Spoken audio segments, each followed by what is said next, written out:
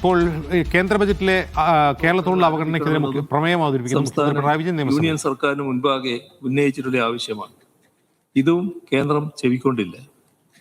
രാജ്യത്തിന്റെ പശ്ചാത്തല സൗകര്യ വികസനത്തിന്റെ നാഴികക്കല്ലായ വിഴിഞ്ഞം തുറമുഖ പദ്ധതിക്കുള്ള വയബിലിറ്റി ഗ്യാപ്പ് ഫണ്ടിംഗ് VGF ഗ്രാൻഡായി നൽകണമെന്ന് നിരവധി തവണ സംസ്ഥാന സർക്കാർ അഭ്യർത്ഥിച്ചിട്ടും തിരിച്ചടവിന് വിധേയമായ VGF ആണ് കേന്ദ്ര സർക്കാർ അനുവദിച്ചത്.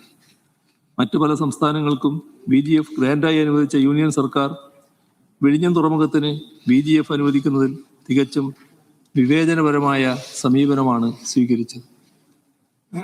വിദേശ വിമാന കമ്പനികൾക്ക് കണ്ണൂർ എയർപോർട്ടിൽ നിന്നും സർവീസ് നടത്താനുള്ള പോയിന്റ് ഓഫ് കോൾ ലഭ്യമാക്കണമെന്ന ആവശ്യവും പരിഗണിച്ചില്ല. ബഹുമാനപ്പെട്ട പ്രധാനമന്ത്രിക്കുൾപ്പെടെ ഇക്കാര്യത്തിൽ കത്തുകളും നിവേദനങ്ങളും നൽകിയതാണ്. പ്രകൃതി ദുരന്തങ്ങളുടെ കാര്യത്തിൽ മാനുഷിക പരിഗണന പോലും നൽകാതെയുള്ള മനുഷ്യത്വരഹിതമായ സമീപനമാണ് കേന്ദ്രം കേരളത്തോട് കാണിക്കുന്നത്. മുണ്ടക്കൈ ചൂരൽമല ദുരന്തത്തിൽ നിന്ന് കരകയറാനുള്ള ശ്രമങ്ങൾക്ക് അർഹിക്കുന്ന നഷ്ടപരിഹാരം നൽകാൻ കേന്ദ്ര സർക്കാർ തയ്യാറായില്ല എന്ന് മാത്രമല്ല, കേന്ദ്ര നിയമത്തിലെ ഭേദഗതിയിലൂടെ ദുരന്തബാധിതരുടെ വായ്പ എഴുതിത്തള്ളാനുള്ള വകുപ്പ് റദ്ദ് ചെയ്യുക കൂടി ചെയ്തു. പ്രകൃതി ദുരന്തത്തിന് ഇരയായ വയനാട്ടിലെ ജനതയോടുള്ള കേന്ദ്ര സമീപനത്തിനെതിരെ ബഹുമാനപ്പെട്ട ഹൈക്കോടതിയുടെ ഭാഗത്തുനിന്ന് പോലും പരാമർശങ്ങളുണ്ടായി. പശ്ചാത്തല സൗകര്യ വികസനത്തിനും ക്ഷേമപ്രവർത്തനങ്ങൾക്കും തുല്യ പ്രാധാന്യം നൽകി ദിശാബോധത്തോടെ മുന്നോട്ട് നീങ്ങുന്ന കേരള സർക്കാരിനെ സാമ്പത്തികമായി വിരോധിക്കുന്ന സമീപനമാണ് യൂണിയൻ സർക്കാർ കൈക്കൊള്ളുന്നത്. നികുതി വരുമാനത്തിന്റെ നിലവിലെ വിഹിതം പശ്ചാത്തല സൗകര്യ വികസനത്തിന് നീക്കിവെക്കുന്ന ദീർഘവീക്ഷണത്തോടെയുള്ള നയമാണ് കേരള സർക്കാർ സ്വീകരിച്ചിട്ടുള്ളത്. ഈ നയത്തെ പ്രോത്സാഹിപ്പിക്കുന്നതിന് പകരം സംസ്ഥാനത്തിന്റെ കമ്പോള വായ്പാ പരിധി വെട്ടിക്കുറക്കുകയാണ് യൂണിയൻ സർക്കാർ. 2026-27 അവസാന പാദത്തിൽ 5944 കോടി രൂപയുടെ വെട്ടിക്കുറവാണ് സംസ്ഥാനത്തിന്റെ വായ്പാ പരിധിയിൽ വരുത്തിയിട്ടുള്ളത്. ഇതിനു പുറമെയാണ് ഗ്യാരണ്ടി സിങ്കിങ് ഫണ്ടിന്റെ പേരിൽ 3323 കോടി രൂപ വെട്ടിക്കുറച്ചത്. സാമ്പത്തിക വർഷത്തിന്റെ അന്ത്യഘട്ടത്തിൽ ക്ഷേമപ്രവർത്തനങ്ങളെയും പശ്ചാത്തല വികസന സൗകര്യ ഉദ്യമങ്ങളെയും തുരങ്കം വെക്കുന്ന ഈ കേന്ദ്ര നടപടികൾ കേരളത്തോട് പുലർത്തി വരുന്ന പ്രതികാര ബുദ്ധിയുടെ തുടർച്ചയാണ് എന്നത് നിസ്തർക്കമാണ്. ഏറ്റവും ഒടുവിൽ 16-ാം ധനകാര്യ കമ്മീഷൻ റവന്യൂ കമ്മി ഗ്രാന്റുകൾ നിർത്തലാക്കാൻ തീരുമാനിച്ചതും കേരളത്തിന് കനത്ത പ്രഹരമാണ്. ഗ്രാന്റ് വെട്ടിക്കുറച്ചത് വഴി കേരളത്തിന് 15-ാം ധനകാര്യ കമ്മീഷന്റെ കാലയളവിൽ ലഭിച്ച 53,000 കോടി 16-ാം ധനകാര്യ കമ്മീഷൻ നടപടിയിലൂടെ ഇല്ലാതായി.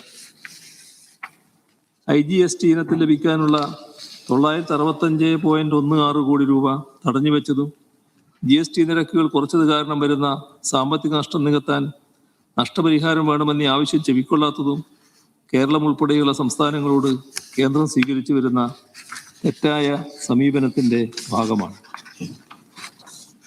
ദേശീയപാതാ വികസനത്തിന് ഭൂമി ഏറ്റെടുക്കൽ ചെലവിന്റെ 25% വഹിച്ചത് സംസ്ഥാന സർക്കാരാണ്. ഇന്ത്യൻ സംസ്ഥാനങ്ങൾക്കിടയിൽ കേരളത്തിന് മാത്രമാണ് ഇത്തരമൊരു അധിക ബാധ്യത ഏറ്റെടുക്കേണ്ടി വന്നത്. ഈ തുക വായ്പാ പരിധിയിൽപ്പെടുത്തി സംസ്ഥാനത്തിന് കമ്പോള വായ്പ എടുക്കണമെന്ന ആവശ്യവും കേന്ദ്ര സർക്കാർ അംഗീകരിച്ചിട്ടില്ല. നിരവധി കേന്ദ്രാവിഷ്കൃത പദ്ധതികളിൽ സംസ്ഥാന സർക്കാരിന് ലഭിക്കാനുള്ള ഗ്രാന്റുകൾ കേന്ദ്ര സർക്കാർ തടഞ്ഞു വെച്ചിരിക്കുകയാണ്. അനവധി ഉദാഹരണങ്ങൾ ചൂണ്ടിക്കാട്ടാനുണ്ടെങ്കിലും അവഗണന ഏറ്റവും കൂടുതൽ പ്രതിഫലിക്കുന്ന ഏതാനും ചില ഉദാഹരണങ്ങളാണ് ഈ പ്രമേയത്തിൽ സൂചിപ്പിച്ചിട്ടുള്ളത്. സംസ്ഥാനത്തിന്റെ സാമ്പത്തിക സ്രോതസ്സുകളെ ചുരുക്കുകയും കേന്ദ്രാവിഷ്കൃത പദ്ധതികൾക്ക് നൽകുന്നതിനുള്ള കേന്ദ്രവിഹിതം തടഞ്ഞു വെക്കുകയും ഭൗതിക പശ്ചാത്തല സൗകര്യ വികസനത്തിന്റെ കാര്യത്തിൽ ഒരു പരിഗണനയും കേരളത്തിന് നൽകാതിരിക്കുകയും ചെയ്യുന്ന കേന്ദ്ര സർക്കാരിന്റെ അവഗണനയിലും വിവേചനത്തിലും കേരള ജനതയ്ക്കുള്ള ശക്തമായ പ്രതിഷേധം ഈ സഭ അറിയിക്കുകയാണ്.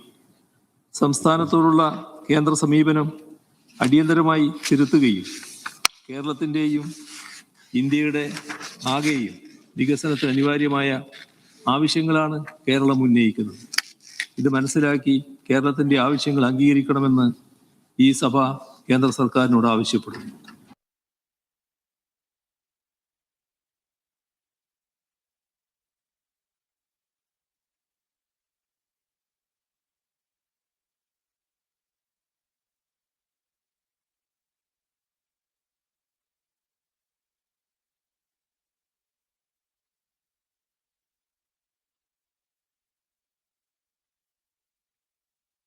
കേന്ദ്ര അവഗണനയിൽ പ്രമേയം അവതരിപ്പിക്കുകയായിരുന്നു മുഖ്യമന്ത്രി പിണറായി വിജയൻ. പ്രതിപക്ഷ പ്രതിഷേധത്തിനാണ് ഈ പ്രമേയാവതരണം നടന്നത്. പ്രമേയത്തിനുള്ള വേദികകൾ നൽകിയിട്ടുള്ള അംഗങ്ങൾ ഹാജരായിട്ടില്ല.